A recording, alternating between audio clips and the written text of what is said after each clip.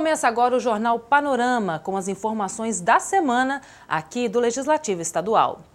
Durante toda a semana, os deputados se movimentaram para a sabatina dos candidatos a conselheiro do Tribunal de Contas do Estado, que acontece a partir da próxima terça-feira. Confira. O processo de sabatina dos 22 candidatos à vaga de conselheiro do Tribunal de Contas do Espírito Santo começa na próxima terça-feira.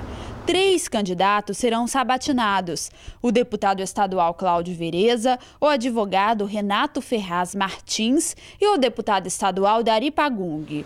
As sabatinas serão transmitidas ao vivo pela TV Assembleia, como forma de reforçar a ampla divulgação do processo e garantir a transparência. O processo de escolha do novo conselheiro do Tribunal de Contas, ele está sendo uma inovação até a nível de Brasil, onde a população pôde participar, pôde se inscrever. Nessa mesma linha de proporcionar à sociedade essa oportunidade de apresentar também o nome a conselheiro do Tribunal de Contas, a mesa diretora ela decidiu abrir as sabatinas para que a sociedade também conheça quem são esses candidatos, o currículo deles, a capacidade profissional, o entendimento que eles têm sobre a importância do cargo. O Tribunal de Contas é aquele que julga as contas das prefeituras, que julga as contas do governo do Estado, da Assembleia Legislativa.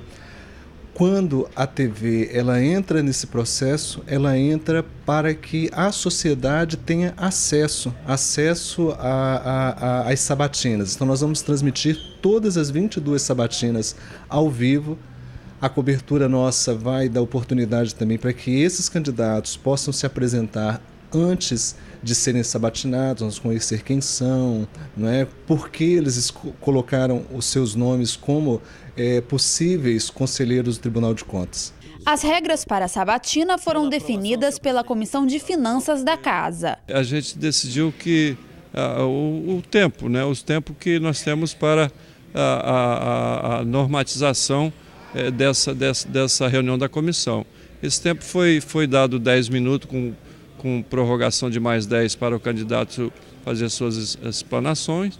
Foi aprovado 2 minutos para cada deputado fazer as suas perguntas ao candidato e também 2 minutos para a resposta do candidato. E qualquer dúvida que possa existir ao longo dessas reuniões, o plenário da comissão é que vai decidir essas dúvidas, né? Então foi isso que foi aprovado, normatizando assim como vai ser a reunião da Comissão de Finanças para a sabatina dos candidatos, sendo a primeira dia 17 de setembro, agora às 9 horas da manhã. As sabatinas serão realizadas sempre às terças-feiras, às 9 horas da manhã e às quartas-feiras, à 1 hora da tarde. A duração média é de 3 horas, podendo ser prorrogado por mais 1 hora.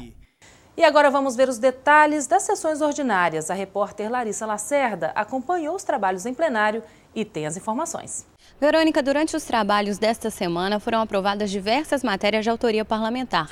Uma delas, o deputado Marcelo Santos, institui o Programa Regional de Orientação Padronizada para os abrigos dos pontos de ônibus. O objetivo é promover o bem-estar dos usuários de transporte coletivo da região metropolitana. Também foram aprovadas 54 indicações parlamentares ao governador do estado. 6 delas solicitam a construção de unidades integradas de polícia em bairros da Grande Vitória. O deputado Gilcinho Lopes é autor das propostas. Infelizmente, as unidades de polícia da Grande Vitória, exceto as que foram construídas recentemente, estão todas em precárias condições físicas. Nós temos algumas que já foram criados através de lei, inclusive de minha autoria, desde 2001 e até hoje não foram instalados. Então, o cidadão tem uma ocorrência em Flechal, tem que vir para Itacibá. Quer dizer, Flechal tem um distrito policial instalado pela lei e não tem a instalação física. Então eu estou solicitando isso, o governador tem projetos, tem o dinheiro para a construção e com certeza vai aumentar a procura, porque as ocorrências às vezes não são registradas, o mapa do crime ele é alterado, certo? Ou até maquiado, porque não se tem todas as informações precisas. Foram aprovados ainda 2 projetos do Poder Executivo, entre eles o que libera recursos para o governo pagar dívidas de precatórios.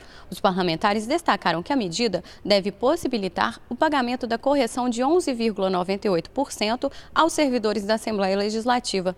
É com você, Verônica. Obrigada, Larissa.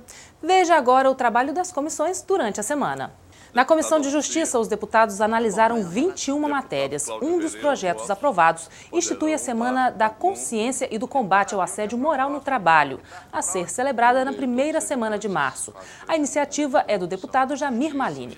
Impactos das mudanças trazidas com a ampliação do Porto de Vitória foram apresentados na Comissão de Meio Ambiente pelo Superintendente-Geral de Projetos da Codesa, a Companhia Docas do Espírito Santo. O aumento da profundidade do porto é uma das principais mudanças previstas com as obras que estão sendo executadas.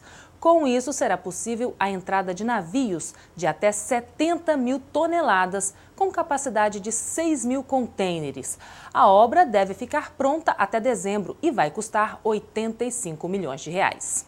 Usar a trajetória de pessoas de sucesso para estimular os estudantes da rede pública de ensino a investir em seus próprios projetos pessoais. A iniciativa foi apresentada pelo professor de Educação Física Adelar Moreira Júnior, na Comissão de Educação. A exibição de vídeos com histórias de atletas que superaram obstáculos fez parte da apresentação. No ano passado, foram presas cerca de 1.000 pessoas na Grande Vitória.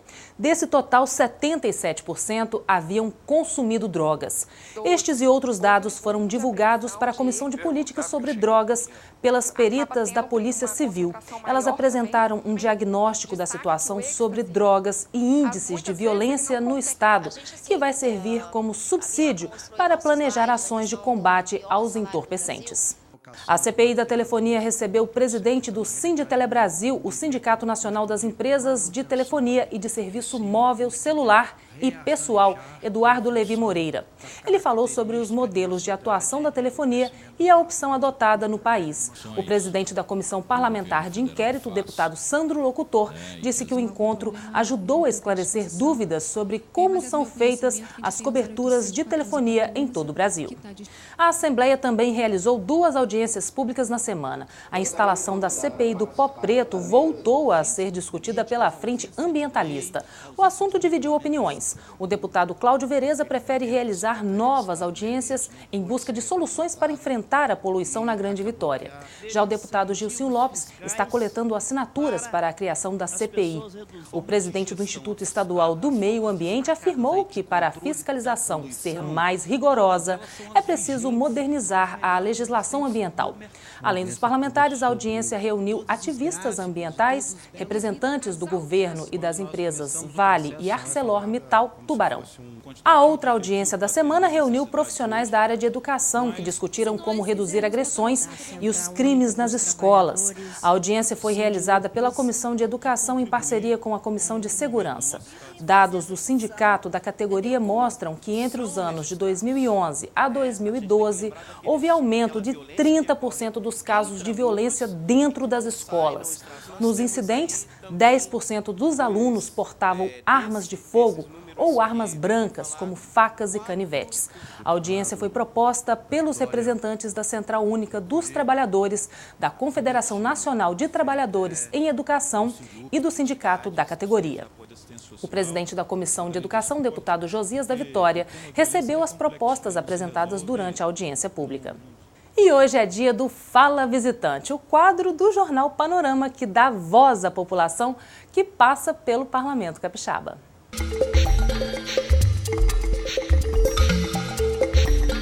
Nós temos que ter uma estreita relação com o Legislativo, porque eles que poderão transformar a nossa realidade, né?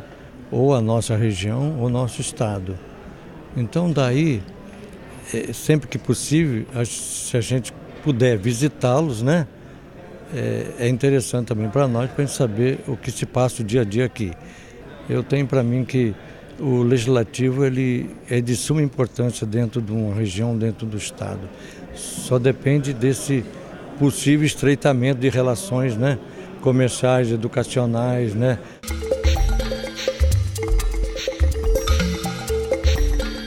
E E uma última notícia. Na segunda-feira, dia 16, a Assembleia participa da assinatura do decreto que regulamenta o Fundo Estadual de Desenvolvimento Municipal.